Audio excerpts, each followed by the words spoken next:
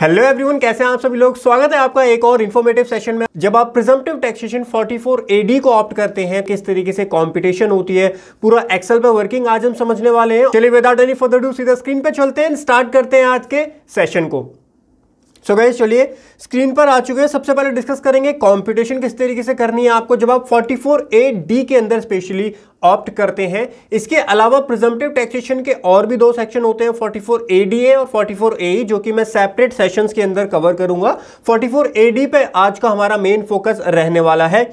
सबसे पहले कंपटीशन देखते हैं, कंपटीशन समझते हैं एक बार कैसे आपको ये कंपटीशन करनी है और जरूरी क्यों होती है कंपटीशन। पहले ये समझो, जब तक आप कंप्यूट नहीं करोगे क्या आपकी टोटल इनकम है, क्या आपका टैक्स बन रहा है, तब तक क्लाइंट को आप गाइड नहीं कर पाओगे। और कंपटीशन आपको बैंक्स में भी देनी होती है। बैंक में आपने देखा होगा जब आपका क्लाइंट लोन लेने के लिए जाता है, सबसे पहले वहां पे कंपटीशन मांगी जाती है ITR के साथ में। इसीलिए कंपटीशन एक बहुत ही इंपॉर्टेंट डॉक्यूमेंट होता है, आपको जरूर कंप्यूट करना चाहिए। काफी सारे सॉफ्टवेयर होते हैं जो कि आपको कंपटीशन ऑटोमेटिकली प्रिपेयर करके दे देते हैं, बट जब आप पोर्टल से इनकम टैक्स फाइल करते हैं तो आपको एक्सेल की हेल्प से कंपटीशन प्रिपेयर करनी होती है। इस फॉर्मेट का हम यूज करते हैं कंपटीशन करने के लिए। चलिए समझते हैं, जब आप 44 AD प्रिजम्पटिव टैक्सेशन को ऑप्ट करते हैं, किस तरीके से आपको कंप्यूट करना होता है। कंपटीशन को समझने के बाद ITR फाइलिंग की तरफ हम चलेंगे। परफेक्ट। तो सबसे पहले यहां पर आती है आपके असेसी की इंफॉर्मेशन। असेसी यानी टैक्स पेयर को टेक्निकल टर्म्स में असेसी बोला जाता है। तो उसकी इंफॉर्मेशन, उसका name, address, pan number, status, previous year और कौन से रिजीम वहाँ पर ऑप्ट की हुई है। सो यहाँ पर हमको रिजीम सेलेक्ट करनी पड़ेगी, ओल्ड टैक्स रिजीम है या न्यू टैक्स रिजीम है। तो रिजीम यहाँ पर ओल्ड टैक्स रिजीम के हिसाब से पूरी कैलकुलेशन आज हम सीखने वाले हैं। डेट ऑफ बर्थ क्या है, रिटर्न कौन से सेक्शन में है, असेसमेंट ईयर 23-24 और टैक्सेशन कौन सा सेक्शन 44 AD प्रिजम्पटिव टैक्सेशन में हम आज जाने वाले हैं। Computation of total income for assessment year 23-24 5 heads की इनकम होती है। Salary, house property, PGBP, capital gain and other sources. हमारा आज का जो मेन फोकस है वो रहने वाला है PGBP, वो भी PGBP के अंदर भी प्रिजम्पटिव टैक्सेशन जो कि 44 AD के अंदर हमारी आती है।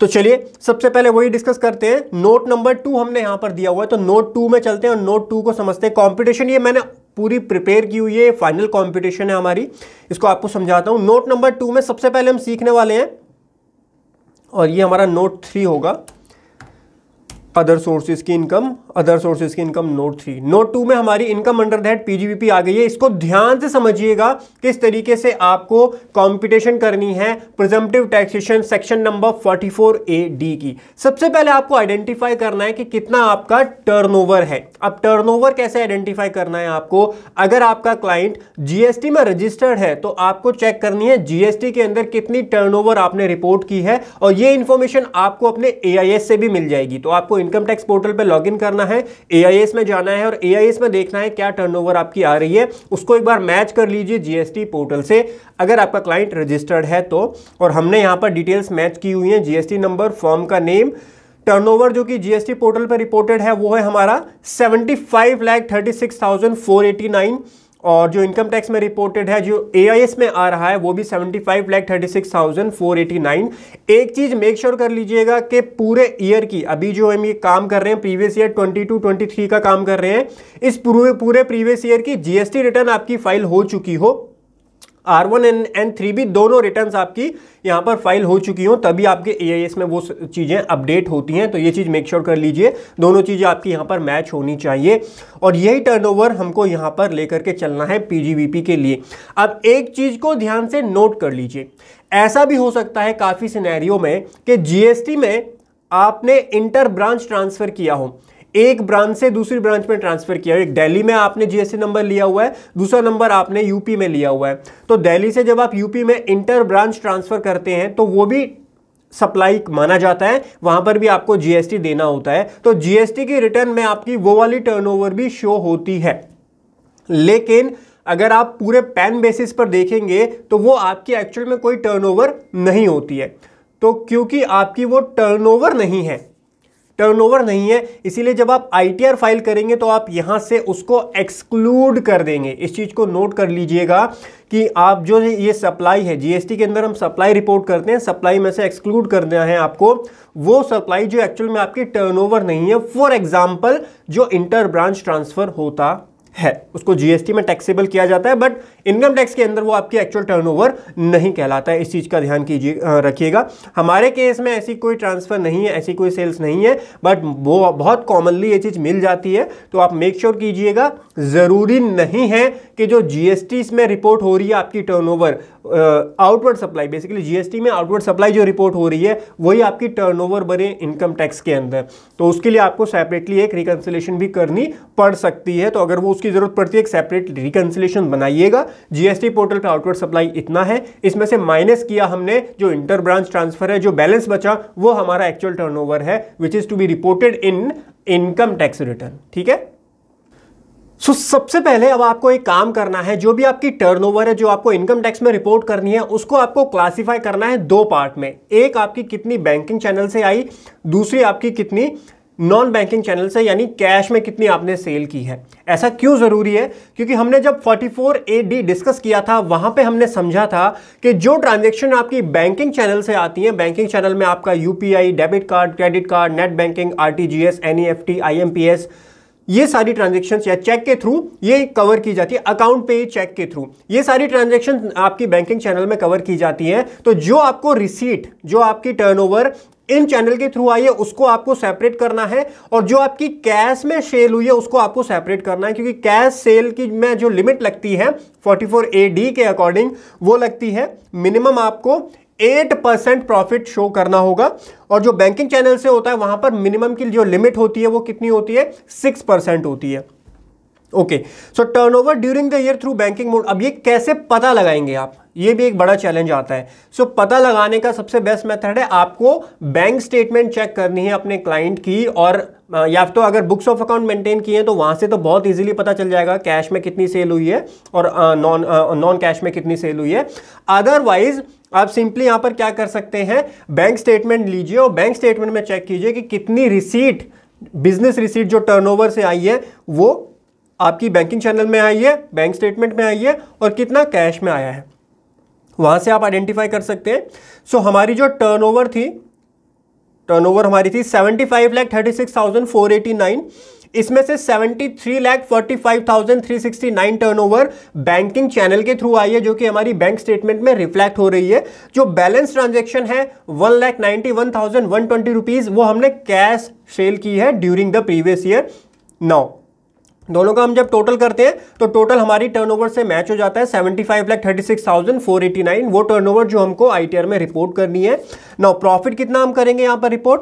सो प्रॉफिट हम रिपोर्ट करेंगे 7, हमने जो रिपोर्ट किया है वो 10% प्रॉफिट लिया है। तो हमने 44AD में एक चीज समझी थी, आप जो मिनिमम लिमिट है उससे ज्यादा भी प्रॉफिट, अगर आपके एक्चुअल प्रॉफिट ज्यादा है तो ज्यादा प्रॉफिट आप यहां पर शो करेंगे। सो हमने अपने केस में 10% प्रॉफिट जो है वो यहां पर शो किए हैं। So that is more than the 6% limit जो हमको 44AD प्रोवाइड करता है। सो 7,34,000 यहां आपको दिख रहा होगा, 7,34,536.90। और नेक्स्ट है 8% वाला जो कैश में आपने किया था, ये किसका हमने निकाला है, मैं आपको कैलकुलेशन एक बार समझा देता हूं। देखिए, जो आपकी बैंकिंग चैनल से ट्रांजैक्शन हुई है, बैंकिंग चैनल से जो आपकी ट्रांजैक्शन है, यानी ये वाली 73,45,000, इसका मिनिमम हमको शो करना होता है, मिनिमम हमको शो करना होता है कितना परसेंट? मिनिमम 6% हमको शो करना होता है। तो इसका 6% आ रहा है 4,40,722.14। हमने शो किया 7,34,000, यानी हमने इस लिमिट से ज्यादा शो किया है, तो हम कर सकते हैं, कोई दिक्कत वाली बात नहीं है। सिमिलरली जो हमारी कैश वाली ट्रांजैक्शन है 1,91,000, इसका हमको एटलीस्ट 8% शो करना है। सो इसका हम 8%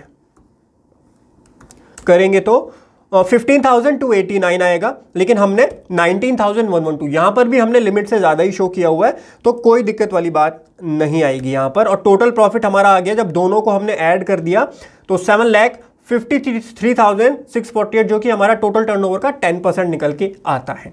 परफेक्ट, ये कैलकुलेशन आपको समझ में आ गई होगी। 7,53,648.90 हमारा पीजीबीपी की इनकम यहां पर आ जाती है।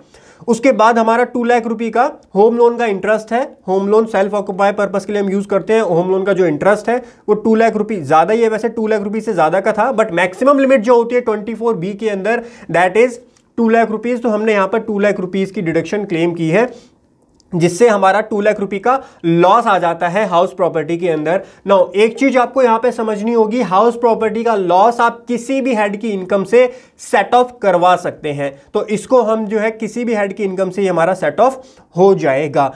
सेट ऑफ कैरी फॉरवर्ड वाला जो सेशन है हमारा कोर्स के अंदर जो हमने कवर किया है उसको जरूर चेक कीजिएगा। अभी मैं बताऊंगा जब ग्रॉस टोटल इनकम निकालते हैं तब आपको वो प्रोविजंस ध्यान में रखने होते हैं। नेवरदलेस अभी समझिए, हाउस प्रॉपर्टी में हमारा 2 लाख का लॉस आ गया, पीजीबीपी में हमारा 7,53,649 की कंप्यूटेशन हमने कर ली है। यहां पर कैपिटल गेन आईटीआर 4 में नहीं जाते हैं तो वो जीरो रहेंगे। और income from other sources note 3 के अंदर आ जाइए। इनकम फ्रॉम अदर सोर्सेज ध्यान से देखिए क्योंकि यहां पर भी काफी गलती करते हैं लोग। सबसे बड़ी गलती क्या होती है, सेविंग बैंक अकाउंट का इंटरेस्ट शो नहीं करते हैं आप अपनी आईटीआर के अंदर। सेविंग बैंक अकाउंट हर किसी के पास होता है, उसमें कुछ ना कुछ अमाउंट भी रहेगा। अब जब अमाउंट रहेगा तो वहां पर सेविंग बैंक पे इंटरेस्ट भी आपको मिलेगा और सेविंग बैंक अकाउंट के इंटरेस्ट को अदर सोर्स के अंदर टैक्स किया जाता है, चार्जेबल, वो आपकी टैक्सेबल इनकम होती है। लेकिन 99% टैक्स, 99 तो ज्यादा बोल गया मैं, 90% बोल सकता हूं, 90% टैक्स पेयर उसको अपनी आईटीआर में शो नहीं करते हैं, जो कि गलत प्रैक्टिस है। एक टैक्स प्रोफेशनल को भी जरूर चेक करना चाहिए अपने क्लाइंट की बैंक स्टेटमेंट में कितना इंटरेस्ट आया है। जितने भी बैंक स्टेटमेंट्स हैं सारी बैंक अकाउंट की स्टेटमेंट में चेक करना चाहिए कि ड्यूरिंग द प्रीवियस ईयर कितना इंटरेस्ट रिसीव हुआ है आपके क्लाइंट को, और उसको अदर सोर्सेज के अंदर रिपोर्ट जरूर करना चाहिए। नाउ और तो ये हमने यहाँ सेविंग अकाउंट पे हमको 40,265 मिला है, हमने यहाँ रिपोर्ट किया हुआ है। और interest on income tax refund, जो पिछले साल का रिफंड हमारा बना उसके ऊपर हमको इंटरेस्ट भी मिला था कुछ, तो 1822 का इंटरेस्ट मिला था। ये भी हमारे अदर सोर्सेज के अंदर ही क्लासीफाई किया जाता है। ठीक है, दोनों को हमने ऐड किया, टोटल इनकम हमारी आ जाती है अदर सोर्सेज की 42087। वो हमने यहां पर मेंशन कर दिया 42087। पांचों हेड्स की इनकम हमने कंप्यूट कर ली। सैलरी हमारे इस वाले केस में नहीं है, आईटीआर 4 हम डिस्कस कर रहे हैं 44AD बिजनेस वाले केस में। Perfect, moving further, gross total income आ जाती है। अब यहां पर एक चीज ध्यान रखिएगा, ग्रॉस टोटल इनकम पांचों हेड की इनकम को ऐड करके आती है ऐसा बोला जाता है, लेकिन इसके साथ में आपको set of and carry forward के प्रोविजंस भी ध्यान रखने होते हैं। स्पेशली अगर आपका कोई लॉस है तब, या फिर कोई लॉस आपका लास्ट ईयर से कैरी फॉरवर्ड होके आया है तब भी आपको ध्यान रखना होता है। आज के सेशन में मैं सेट ऑफ और कैरी फॉरवर्ड पे ज्यादा डिस्कस नहीं करूंगा। हाउस प्रॉपर्टी का खाली एक लॉस है, हाउस प्रॉपर्टी का लॉस आप किसी भी हेड की इनकम से एडजस्ट करवा सकते हैं। सो हमारे पास पीजीबीपी की इनकम भी है, हमारे पास अदर सोर्सेज की इनकम भी है, दोनों में से आप किसी में से भी एडजस्ट करवा सकते हो अपना हाउस प्रॉपर्टी का लॉस। बट काफी लॉसेस ऐसे होते हैं जो केवल उसी नेचर की इनकम से एडजस्ट होते हैं, जैसे स्पेकुलेटिव बिजनेस का कोई लॉस है तो वो उसी से एडजस्ट होगा। अदर सोर्सेज के अंदर अगर आपका गैम्बलिंग का वगैरह का लॉस होता है तो वो स्पेसिफिक इनकम से ही एडजस्ट होता है। Set of and carry forward के प्रोविजंस के लिए मैं हाईली रिकमेंड करूंगा आप सेट ऑफ कैरी फॉरवर्ड वाला जो सेशन है थ्योरी वाला वो चेक कीजिएगा, उसमें मैंने डिटेल में समझाया किस तरीके से काम होता है। अभी आपके लिए इंपॉर्टेंट ये हाउस प्रॉपर्टी का लॉस सभी से एडजस्ट हो जाता है, इसलिए ग्रॉस टोटल निकालते टाइम खाली ये बोलना कि पांचों हेड की इनकम को ऐड कर लो इज नॉट द एप्रोप्रिएट और करेक्ट स्टेटमेंट। ध्यान रखिएगा, आपको साथ में ध्यान रखने पड़ेंगे set of and carry forward के प्रोविजंस भी। ठीक है, तो 5,95,736 हमारी ग्रॉस टोटल इनकम आ जाती है। ग्रॉस टोटल इनकम में से हम डिडक्शंस माइनस करेंगे। 80C की डिडक्शन है 20,646, 80D के अंदर कोई डिडक्शन नहीं है और 80TTA के अंदर 10,000 है। ये वही 10,000 क्या होता है जो आपको सेविंग बैंक अकाउंट पे इंटरेस्ट मिलता है, उस पर 10,000 तक की आपको डिडक्शन भी मिल जाती है 80TTA के अंदर। ठीक है, तो 40,265 में से 10,000 की हमने यहां पर डिडक्शन भी क्लेम कर ली 80TTA के अंदर। ग्रॉस टोटल इनकम में से जितनी डिडक्शंस है वो माइनस करते हैं आप, तो आपकी आ जाती है टोटल इनकम, जो कि हमारे केस में है 5,65,090। परफेक्ट, टोटल इनकम के बाद अब चलते हैं computation of tax. Old regime के अकॉर्डिंग हम ओल्ड स्लैब रेट जो है उसके अकॉर्डिंग टैक्स कॉम्प्यूट करने वाले हैं।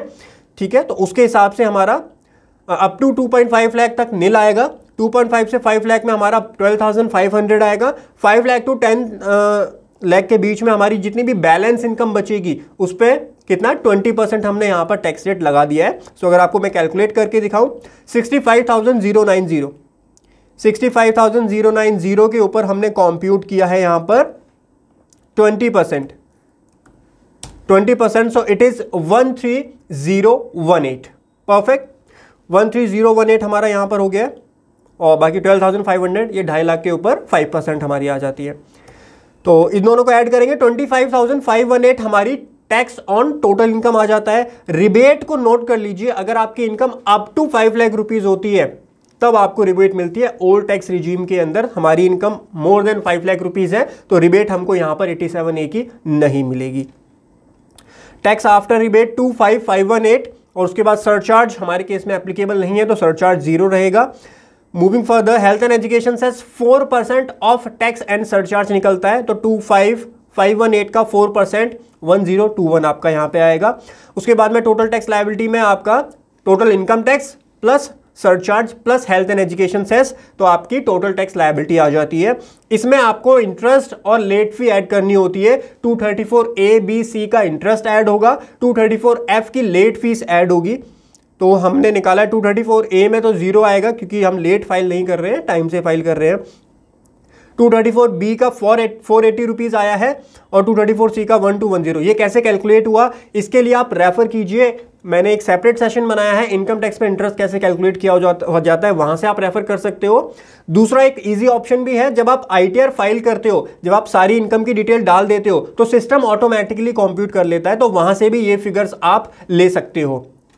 उसके बाद में टोटल टैक्स आपका इंटरेस्ट के साथ में और लेट फी के साथ में आ जाएगा, तो हमारे केस में वो आ रही है फिगर 28,290 और इसमें से TDS और सेल्फ असेसमेंट टैक्स पूरा का पूरा आपको पे करना होता है। यहां पर क्या होता है, काफी बार आपका TDS पूरा नहीं है या फिर आपने टैक्स एडवांस टैक्स पे नहीं किया और एक ऑप्शन आता है पे लेटर का, जो कि जब ITR फाइल करेंगे तब मैं आपको दिखाऊंगा, जब आप सारी डिटेल डाल देते हो आपका टैक्स बनता है और वहां पे एक ऑप्शन आएगा पे लेटर का। उस ऑप्शन को आपको बिल्कुल भी ऑप्ट नहीं करना है, नोट कर लीजिए। आपको पूरा का पूरा टैक्स पे करना है, चालान जनरेट होगा आपका, वो आपका यहां पर आएगा और जो आपकी टैक्स पेबल यहां पर 0 बनेगा।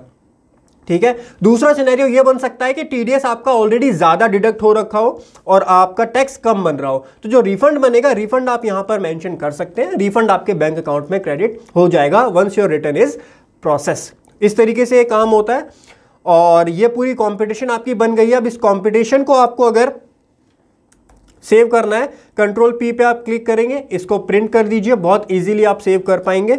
और कॉम्पिटिशन जो भी क्लाइंट का नाम है और AY 23 एंड 24 की ये कॉम्पिटिशन है, वो हम यहां पर मेंशन कर देते हैं, ये रहा। So this is our competition sheet, इसको ध्यान से देखिए। जो हमने अभी काम किया है एक्सेल के ऊपर वो पूरा का पूरा आपको यहां पर शो हो रहा होगा। एसएससी इन्फॉर्मेशन कंपटीशन, इसको आप यूज कर सकते हो, इसको कहीं भी आपको लोन के लिए देना है वहां पे आप दे सकते हो। गाइस, आशा करता हूं आपको समझ में आया होगा किस तरीके से 44AD के लिए आपको कंपटीशन प्रिपेयर करनी होती है।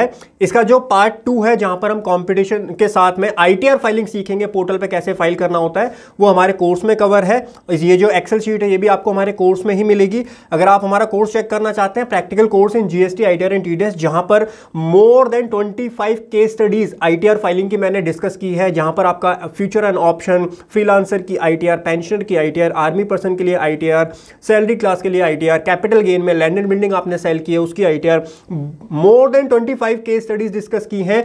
आपको इस कोर्स के अंदर GST की सारी अपडेट्स हैं, फाइनेंस एक्ट 23 की अपडेट है। अभी कोर्स फीस 3800 है, बहुत जल्दी इस कोर्स के प्राइजेस भी इंक्रीज होने वाले हैं। अगर आप सीखना चाहते हैं स्ट्रक्चर मैनर में प्रैक्टिकल चीजें कैसे GST, ITR, TDS की फाइलिंग की जाती है, तो आप जरूर चेक कर सकते हैं हमारा practical course in GST, ITR and TDS। इसका लिंक आपको नीचे डिस्क्रिप्शन में मिल जाएगा, जहां से आप डिटेल्स चेक कर सकते हैं एंड एनरोल कर सकते हैं। Thank you so much for joining today session. Have a great time, हंसते रहिए, मुस्कुराते रहिए। Bye bye, take care.